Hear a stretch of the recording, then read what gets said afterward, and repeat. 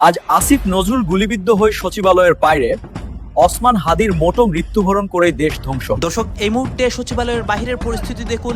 সাধারণ জনতা পুলিশ মুখোমুখি এবং আসিফ নজরুলের এই অবস্থা হওয়ায় কিন্তু আজকে দেশ উত্তাল হয়েছে। এদিকে আজ আসিফ নজরুল খুবই খারাপ অবস্থার মধ্যে পড়েছেন। সারা দেশ উত্তাল হয় সচিবালয়ের সামনে এই ঘটনাটি ঘটার পর। আওয়ামী লীগের পরিকল্পনা রয়েছে এইটির মধ্যে। দেশের জনগণ অবাক হয়েছে। বাংলাদেশের ইতিহাসের সব থেকে নিকৃষ্ট, সব থেকে জঘন্য, সব থেকে বড় মিথ্যাবাদী যদি কিছু ব্যক্তির তালিকা করা হয়, তার মধ্যে আসিফ নজরুল অন্যতম। আসিফ নজরুল এমন একটা ক্যারেক্টার যার লজ্জা বলতে কোনো শব্দ নাই। আসিফ নজরুলের ডিকশনারিতে লজ্জা, ঘৃণা, ভয় এ ধরনের কোনো শব্দ নাই। ২৬ লক্ষ ভারতীয় তত্ত্বের প্রবর্তক আসিফ নজরুল আজ অবধি ২৬ জন ভারতীয়কে চাকরিচ্যুত করে ভারতে পাঠাতে পারে নাই। দর্শক, ভারত বাংলাদেশ সম্পর্কের উত্তেজনার মধ্যে সেই আগুনে নতুন করে ঘি ঢেলেছেন আমাদের ক্রীড়া এবং যুব উপদেষ্টা, সাথে তিনি আইন উপদেষ্টাও বটে আসিফ নজরুল। এক হাদি হত্যার পর কি আসল যারা খুনি তাদের ধরে না, আমাদের আওয়ামী লীগ, ছাত্রলীগ, যুবলীগ তাদের ধাওয়া দিয়ে বেড়াচ্ছে কেন? আর প্রত্যেকদিন যে লাশ পড়ে যাচ্ছে, এই লাশের দায়ভার কে নেবে? এ তো ইউনুসকে নিতে হবে। অতি কথনের জন্য সুপরিচিত বাংলাদেশের অন্তর্বর্তী সরকার আইন ও ক্রীড়া উপদেষ্টা আসিফ নজরুলকে চারদিকে এইভাবে আসিফ নজরুলকে নিয়ে কথা হচ্ছে, অন্যদিকে আজকে তিনি সচিবালয়ের সামনে কঠিন বিপদের মুখে পড়েন। এবং আপনারা দেখেছিলেন গত কিছুদিন আগে ওসমান হাদির উপর কি হয়েছিল।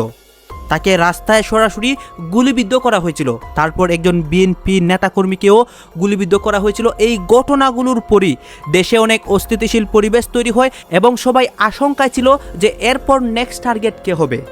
কেউ বলছিল হাসনাত আবদুল্লাহ, সার্জিস, আবার অনেকে তো এই আসিফ নজরুলকেও সন্দেহ করছিল। এখন দেখতে পাচ্ছি দেশে নতুন পরিস্থিতি হয় এবং সকলের সন্দেহগুলো সত্যি হয়ে যায়। আপনারা সম্পূর্ণ ভিডিও দেখবেন এই মুহূর্তে ঢাকার পরিস্থিতি কি এবং সেই পরিস্থিতির মধ্যে পড়ে দেশের সাধারণ মানুষের কি হচ্ছে সবকিছু দেখতে পারবেন এই একটি নিউজ প্রতিবেদনে। আসুন আমরা কথা বাড়াচ্ছি না, আমরা সরাসরি ভিডিওর মূল আলোচনায় চলে যাচ্ছি। আপনাদেরকে একটা প্রশ্ন, গালিগালাজ কি কেউ সাধে করে, ইচ্ছে করে করে? গালিগালাজ করার জন্য যথেষ্ট উপলক্ষ যদি কেউ সৃষ্টি করে দেয়, অবশ্যই তাকে গালি দিতে হবে। বাংলাদেশের ইতিহাসের সব থেকে নিকৃষ্ট, সব থেকে জঘন্য, সব থেকে বড় মিথ্যাবাদী যদি কিছু ব্যক্তির তালিকা করা হয়, তার মধ্যে আসিফ নজরুল অন্যতম। আসিফ নজরুল এমন একটা ক্যারেক্টার যার লজ্জা বলতে কোনো শব্দ নাই। আসিফ নজরুলের ডিকশনারিতে লজ্জা, ঘৃণা, ভয় এ ধরনের কোনো শব্দ নাই। ২৬ লক্ষ ভারতীয় তত্ত্বের প্রবর্তক আসিফ নজরুল আজ অবধি ২৬ জন ভারতীয়কে চাকরিচ্যুত করে ভারতে পাঠাতে পারে নাই। এই গুলা একটা আপাদমস্তক বদমাইশ মিথ্যাবাদী। আরো একটা মিথ্যাচার আপনাদের সামনে তুলে ধরবো, তার আগে কিছু বিষয় আপনাদেরকে স্মরণ করিয়ে দিতে চাই। তারেক রহমানের গুলশানের নিজ বাড়িতে ঢুকে গুলি করার চেষ্টা। একটা গোপন পরিকল্পনায় জিয়া পরিবারকে নির্বাচনের আগেই ধ্বংস করে দেওয়ার চেষ্টা চলতেছে। গোপন তথ্যে পাওয়া গেছে এসব কিছুর পেছনে ডক্টর ইউনুস থাকার সম্ভাবনা বেশি। এইদিকে ডক্টর ইউনুস এবং সমন্বয়কদের সকল অপকর্ম ফাঁস, নির্বাচনের আগেই তাদেরকে গ্রেপ্তার করা হবে। এতক্ষণ শুনলেন সংবাদ শিরোনাম, এখন শুনবেন বিস্তারিত। বিএনপির ভারপ্রাপ্ত চেয়ারম্যান তারেক রহমানকে নিয়ে নতুন করে শুরু হয়েছে চাঞ্চল্যকর আলোচনা। গুঞ্জন উঠেছে গুলশানের নিজ বাসভবনে ঢুকে তাকে গুলি করার এক গোপন নীলনকশা তৈরি হচ্ছে। জিয়া পরিবারকে রাজনৈতিকভাবে শুধু নয়, শারীরিকভাবে নিশ্চিহ্ন করার এক গভীর ষড়যন্ত্রের আভাস পাচ্ছেন দলটির নেতাকর্মীরা। আসলে কি ঘটছে পর্দার আড়ালে, আজ আমরা জানবো সেই চাঞ্চল্যকর তথ্যের বিস্তারিত। দীর্ঘদিন ধরেই দেশের বাইরে অবস্থান করছেন তারেক রহমান, তবে সম্প্রতি তার গুলশানের বাসভবন এবং তার গতিবিধি নিয়ে নানামুখী তৎপরতা লক্ষ্য করা যাচ্ছে। বিশ্বস্ত সূত্রের বরাত দিয়ে দাবি করা হচ্ছে একটি বিশেষ মহল অত্যন্ত সংগোপনে তার উপর হামলার পরিকল্পনা সাজাচ্ছে। লক্ষ্য একটাই, জিয়া পরিবারের শেষ চিহ্নটুকু মুছে ফেলা। রাজনৈতিক বিশ্লেষকদের মতে যখনই দেশের রাজনীতিতে পরিবর্তনের সুর বাজে, তখনই জিয়া পরিবারকে টার্গেট করা হয়। ২১শে আগস্টের গ্রেনেড হামলার রেশ কাটতে না কাটতেই এখন সরাসরি গুলশানের বাসভবনে অনুপ্রবেশের চেষ্টার কথা শোনা যাচ্ছে। এটি কি কেবল রাজনৈতিক প্রতিহিংসা নাকি বড় কোনো ক্ষমতার খেলা? এই খবর ছড়িয়ে পড়ার পর থেকেই তৃণমূল থেকে কেন্দ্র সব পর্যায়ের বিএনপি নেতাকর্মীদের মধ্যে তীব্র ক্ষোভ ও উদ্বেগ দেখা দিয়েছে। তারা বলছেন জিয়া পরিবারকে ধ্বংস করার কোনো অপচেষ্টা দেশের সাধারণ মানুষ মেনে নেবে না।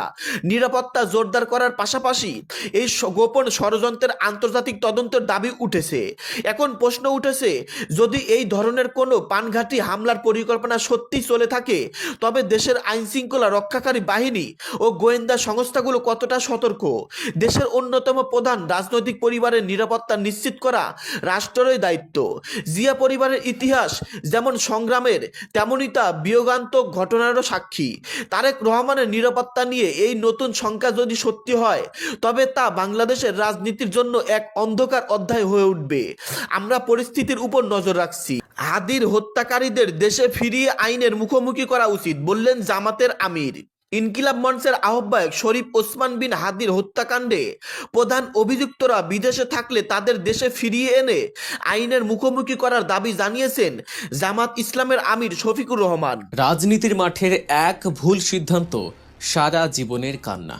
প্রবাদ আছে, সঙ্গ দোষে লোহা ভাসে, আবার সেই সঙ্গ দোষেই তরি ডোবে। আজকের বাংলাদেশের রাজনীতির দাবা খেলায় কে রাজা আর কে বোরে তা বুঝতে হলে আপনাকে তাকাতে হবে ভিপি নূরের হাহাকারের দিকে আর নাহিদ হাসনাতদের বিজয়ের হাসির দিকে। বিএনপি জোটের ধানের শীষ নিয়ে ভিপি নূর এখন রাজনীতির মাঠে এতিম হয়ে ঘুরছেন, আর অন্যদিকে জামায়াতের সঙ্গে হাত মিলিয়ে জাতীয় নাগরিক কমিটি বা এনসিপি পাচ্ছে ভিআইপি ট্রিটমেন্ট। কিন্তু কেন এমন হলো? কেন বিএনপির হেভিওয়েট নেতারা নূরের পায়ের নিচ থেকে মাটি সরিয়ে নিলেন? আর কেনই বা জামায়াত নিজেদের নিশ্চিত জেতা আসনগুলো হাসি মুখে নাহিদ আখতারদের হাতে তুলে দিয়ে তাদের জন্য দিনরাত খাটছে?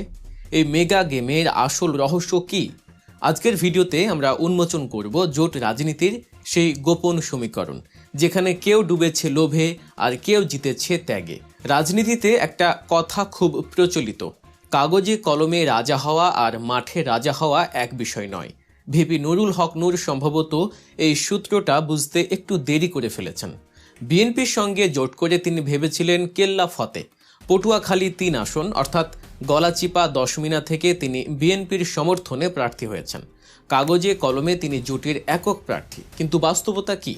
বাস্তবতা হলো ভিপি নূর এখন মাথার ঘায়ে কুত্তা পাগল অবস্থার মতো ঘুরপাক খাচ্ছেন। কারণ বিএনপির স্থানীয় শক্তিশালী নেতা হাসান মামুন কেন্দ্রের নির্দেশকে বৃদ্ধাঙ্গুলি দেখিয়ে স্বতন্ত্র প্রার্থী হিসেবে মাঠ চষে বেড়াচ্ছেন। বিএনপি এখানে একটা নাটক করেছে। তারা লোক দেখানো বা আইওয়াশ করার জন্য হাসান মামুনকে দল থেকে বহিষ্কার করেছে, কিন্তু যারা রাজনীতির অলিগলি চেনেন তারা জানেন এই বহিষ্কারাদেশ আসলে এক টুকরো কাগজ ছাড়া আর কিছুই না। মাঠের চিত্র বলছে ভিন্ন কথা। গলাচিপা ও 10 মিনা ইউনিয়ন লেভেলের প্রেসিডেন্ট, সেক্রেটারি থেকে শুরু করে ওয়ার্ড পর্যায়ের বিএনপির হাজার হাজার নেতাকর্মী ভিপি নূরের পাশে নেই। তারা সবাই হাসান মামুনের পক্ষে জান প্রাণ দিয়ে কাজ করছেন। নূর সেখানে কোনো সহযোগিতা পাচ্ছেন না। বিএনপির পার্টি অফিসে তার জায়গা হচ্ছে না। সোজা কথায় বিএনপির জোটে গিয়ে নূর এখন ওই এলাকায় রাজনৈতিক এতিম। বিভিন্ন সভায় নূর ক্ষোভ ঝাড়ছেন, চিৎকার করছেন, কিন্তু তাতে চিঁড়ে ভিজছে না। বিএনপি তাকে সিট দিয়েছে ঠিকই, কিন্তু ভোট দেয়নি।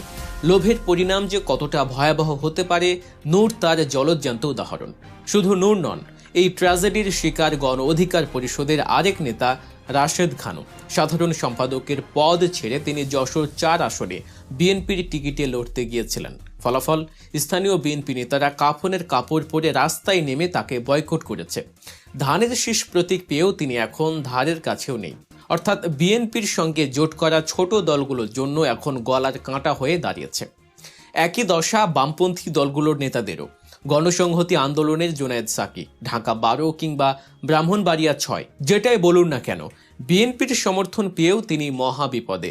ব্রাহ্মণবাড়িয়ায় তাকে সমর্থন দেয়া হলেও বিএনপির সাবেক এমপি আব্দুল খালেক এবং সাবেক ভিপি সাইফুজ্জামান কামাল তার বিরুদ্ধে দাঁড়িয়ে গেছেন। যদিও তারেক রহমান খালেককে ঢাকায় ডেকে নিবৃত্ত করার চেষ্টা করেছেন, কিন্তু মাঠের কর্মীদের মন কি আর তাতে গলে? মনে হয় না। সাকি এখন বুঝতে পারছেন বিদ্রোহী প্রার্থীর ঠেলাই এমপি হওয়ার স্বপ্নটা তার জন্য কতটা ধূসর হয়ে যাচ্ছে। একই চিত্র জমিয়তে উলামা ইসলামের ক্ষেত্রে। তাদের 4টি আসন দেয়া হয়েছিল, কিন্তু ব্রাহ্মণবাড়িয়া 2 আসনে জুনায়েদ আল হাবিবের কপাল পুড়িয়েছেন বিএনপির ব্যারিস্টার রুমিন ফারহানা। বিদ্রোহী হয়ে তিনি জমিয়ত প্রার্থীকে তুলোধুনা করছেন, অথচ এই রুমিন ফারহানা একসময় বলতেন বিএনপির জন্যই নাকি সূর্য ওঠে। দর্শক, ভারত বাংলাদেশ সম্পর্কের উত্তেজনার মধ্যে সেই আগুনে নতুন করে ঘি ঢেলেছেন আমাদের ক্রীড়া এবং যুব উপদেষ্টা, সাথে তিনি আইন উপদেষ্টাও বটে আসিফ নজরুল। গতকালকে তিনি যে মন্তব্য করেছেন, আইসিসি বাংলাদেশ সরকারকে, বিসিবিকে নাকি চিঠি দিয়েছে, ভারতে বাংলাদেশের জন্য খেলা রিস্কি, এই খবর দেওয়ার পরে বিশ্বব্যাপী চাঞ্চল্যের সৃষ্টি হয়। বিশ্বের বিভিন্ন গণমাধ্যম থেকে বিভিন্ন ধরনের খবর প্রচার করা হয় এবং আইসিসি ব্যাপারটাকে অস্বীকার করে। আইসিসি বলে যে এই ধরনের কোনো চিঠি দেয়া হয়নি। আইসিসি যখন অস্বীকার করে তখন বিসিবিও দ্রুত তার সাথে বিবৃতি দিয়ে বলে যে আইন উপদেষ্টার এই কথা সত্য নয়, আইসিসির অবস্থান সেটা নয়। ইন্ডিয়ান গণমাধ্যম, বিশ্ব গণমাধ্যম সেই ব্যাপারগুলোতে নতুন নতুন খবর দিতে থাকে। চট জলদি বাংলাদেশ সরকারের প্রেস উইং থেকে বিবৃতি দেয়া হয়। উপ প্রেস সেক্রেটারি তিনি জানান যে বক্তব্য আসিফ নজরুলের দিয়েছেন সেটা আইসিসির অফিসিয়াল বক্তব্য নয়।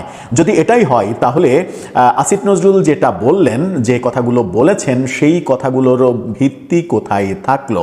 এদিকে বিভিন্ন গণমাধ্যম, বাংলাদেশের গণমাধ্যম সহ বিভিন্ন গণমাধ্যম জানাচ্ছে আইসিসি ভারতে বাংলাদেশের খেলা নিয়ে কোনো নিরাপত্তা শঙ্কা দেখছে না। এরকম পরিস্থিতিতে পুরো ঘটনা কোন দিকে যাচ্ছে? বাংলাদেশ সরকার কি একেবারে পণ করে বসে আছে যে কোনোভাবেই তারা ভারতে যাবে না, ভারতে খেলবে না? যদি তাই হয় তাহলে ভারতের সঙ্গে চলমান যে বাণিজ্য সম্পর্কগুলো অবশিষ্ট রয়েছে সেগুলোই বা থাকার প্রয়োজন কি?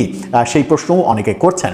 কি বলছে আইসিসি সর্বশেষ? এর আগে আসিফ নজরুলের কথার প্রেক্ষিতে আইসিসি, ইন্ডিয়ান গণমাধ্যম, প্রধান উপদেষ্টার উপ প্রেস সেক্রেটারি এবং বাংলাদেশি গণমাধ্যম বিসিবি তারা কি বলছে সব মিলিয়ে একটু বোঝার চেষ্টা করব আসিফ নজরুল আদতে কি চাইছেন, কোনটা হলে তিনি খুশি হবেন। থাকবেন পলিটিক্স টিভির নিয়মিত আয়োজনে।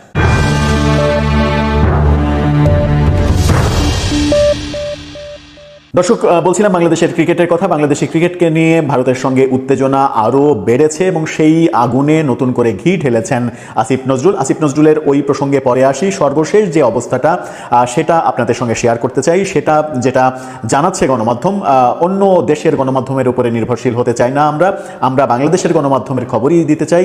বিডি নিউজ 24, বাংলাদেশের সবচেয়ে আস্থাবান সংবাদ সংস্থা যেটা বিডি নিউজ 24, তারা যেটা জানাচ্ছে, তাদের শিরোনামটা দেখে নিন। সেখানে বলছে ভারতে বাংলাদেশ দলের জন্য নিরাপত্তা হুমকি নেই, আইসিসির মূল্যায়ন। অর্থাৎ যেটা আসিফ নজরুল বলছেন ঠিক তার উল্টো বক্তব্যটা হচ্ছে আইসিসির, সেটা বিডি নিউজ দাবি করছে। ইএসপিএন ক্রিক ইনফো এই খবর দিয়েছে বলে বিডি নিউজ বলছে। আইসিসির একটি নিরাপত্তা মূল্যায়ন তুলে ধরেছে বাংলাদেশ ক্রিকেট বোর্ডের, আইসিসি নিরাপত্তা মূল্যায়ন তুলে ধরেছে বাংলাদেশ ক্রিকেট বোর্ড বিসিবির কাছে, যেখানে টি-20 বিশ্বকাপের জন্য ভারতে বাংলাদেশ দলের জন্য কোনো সুনির্দিষ্ট বা উল্লেখযোগ্য হুমকি নেই। অতি কথনের জন্য সুপরিচিত বাংলাদেশের অন্তর্বর্তী সরকার আইন ও ক্রীড়া উপদেষ্টা আসিফ নজরুলকে এক হাত নিল ক্রিকেটের সর্বোচ্চ নিয়ন্ত্রক সংস্থা আইসিসি। সংস্থাটি বলছে বাংলাদেশের ক্রীড়া উপদেষ্টা আগামী ফেব্রুয়ারিতে ভারতে অনুষ্ঠেয় টি-20 বিশ্বকাপে বাংলাদেশ দলের নিরাপত্তা নিয়ে যে দাবি করেছেন সেটি সম্পূর্ণ অসত্য। 12 ফেব্রুয়ারি ঢাকায় এক সংবাদ সম্মেলনে ক্রীড়া উপদেষ্টা আসিফ নজরুল দাবি করেন আইসিসি বাংলাদেশের সুনির্দিষ্ট নিরাপত্তা উদ্বেগের বিষয়টি স্বীকার করেছে। আসিফ নজরুল দাবি করেছেন আইসিসির চিঠিতে বলা হয়েছে 3টি জিনিস হলে বাংলাদেশ টিমের নিরাপত্তা আশঙ্কা বাড়বে। এই 3টি বিষয়ের মধ্যে সবচেয়ে ভয়ঙ্কর একটি তথ্য হলো আসিফ নজরুল দাবি করেছেন আইসিসি বলেছে মুস্তাফিজকে ভারতে পাঠালে নিরাপত্তার সমস্যা হতে পারে। আসিফ নজরুলের এমন অপরিপক্ক আর বিভ্রান্তিকর মন্তব্যে বিপদে পড়ে বাংলাদেশ ক্রিকেট বোর্ড বিসিবি। তড়িঘড়ি করে সংবাদ বিজ্ঞপ্তি দিয়ে বিসিবি একটি শ্যাম রাখি না কুল রাখি উত্তর দেয়। বিসিবির সংবাদ বিজ্ঞপ্তিতে জানায় ক্রীড়া উপদেষ্টা আসিফ নজরুলের বক্তব্য বিসিবিকে পাঠানো আইসিসির আনুষ্ঠানিক কোনো জবাব নাই, কিন্তু তৎক্ষণাৎ ড্যামেজ যা হওয়ার তা হয়ে গেছে। তেতে ওঠে আইসিসি। পিটিআইকে দেওয়া সাক্ষাৎকারে আইসিসি জানিয়েছে ভারতের নিরাপত্তা সংক্রান্ত বিষয়ে আইসিসি থেকে বিসিবিকে একটি অভ্যন্তরীণ বার্তা পাঠানো হয়েছে, কিন্তু আসিফ নজরুল যা বলেছেন তা সম্পূর্ণ মিথ্যা। আইসিসির কোনো বার্তাতেই মুস্তাফিজের দলে থাকা বিষয়ে যে সমস্যা হতে পারে তা উল্লেখ করা হয়নি। এটি পুরোপুরি ভিত্তিহীন। আনুষ্ঠানিক বার্তায় এমন কোনো পরামর্শ দেওয়া হয়নি। প্রশ্ন উঠেছে 26 লাখ ভারতীয় বাংলাদেশে থাকার মতো অসত্য তথ্য ছড়াতে গিয়ে আসিফ নজরুল কি বাংলাদেশের ক্রিকেটকেই ধ্বংসের দিকে ঠেলে দিচ্ছেন? আসিফ নজরুলকে তাহলে ভারত বিরোধী বক্তব্য দিতে গিয়ে বাংলাদেশের সবচেয়ে জনপ্রিয় খেলা ক্রিকেটের নাকটাই কাটা শুরু করলেন? সূত্রগুলো বলছে শেষ পর্যন্ত আইসিসি বাংলাদেশকে ভারতেরই নতুন দুটি ভেন্যুতে বিশ্বকাপের ম্যাচ খেলার প্রস্তাব দিতে যাচ্ছে। যদি বাংলাদেশ তা না মানে তাহলে বাংলাদেশের উপর কঠিন শাস্তিমূলক ব্যবস্থা নিতে পারে সংস্থা। যখন উপদেষ্টা ছিলেন না, ছিলেন টকশোবিদ, তখন আসিফ নজরুল বলেছিলেন 26 লাখ ভারতীয় অবৈধভাবে বাংলাদেশে কাজ করে, কিন্তু দর্শক আপনারা তো দেখলেন এখানে কি কথা হচ্ছে, অনেকেই কিন্তু অনেক কথা বলতেছে, অনেকে আলোচনা করতেছে, অনেকে সমালোচনা করতেছে। বিশেষ করে এখানে আসিফ নজরুলের বিষয় নিয়ে কথা হয় এবং তার বিষয়ে অনেকে আলোচনা সমালোচনা করতেছে বা দেশের রাজনৈতিক প্রেক্ষাপট নিয়ে সবাই সবার মন্তব্য প্রকাশ করে, নির্বাচন নিয়েও কথা বলে। গাইজ, এই বিষয়গুলো নিয়ে আপনাদের মন্তব্য কি? আপনাদের মন্তব্যটা অবশ্যই আপনারা আমাদের কমেন্ট বক্সে লিখে যাবেন। আর হ্যাঁ, তখন আপনাদেরকে আমরা যা কিছু দেখিয়েছি সব কিছু আমরা সোশ্যাল মিডিয়া থেকে সংগ্রহ করেছি। এখানে আমাদের নিজস্ব কোনো মন্তব্য নেই বা আমাদের নিজস্ব কোনো সিদ্ধান্ত নেই। সর্বশেষ আপনাদের কাছে আমাদের একটা রিকোয়েস্ট থাকবে, আপনারা আমাদের চ্যানেলে নতুন দর্শক হয়ে থাকলে চ্যানেলটি সাবস্ক্রাইব করবেন এবং পাশে থাকা বেল বাটনটি বাজাবেন যাতে করে নেক্সট ভিডিওটা সবার আগে আপনাদের কাছে পৌঁছে যায়। ধন্যবাদ।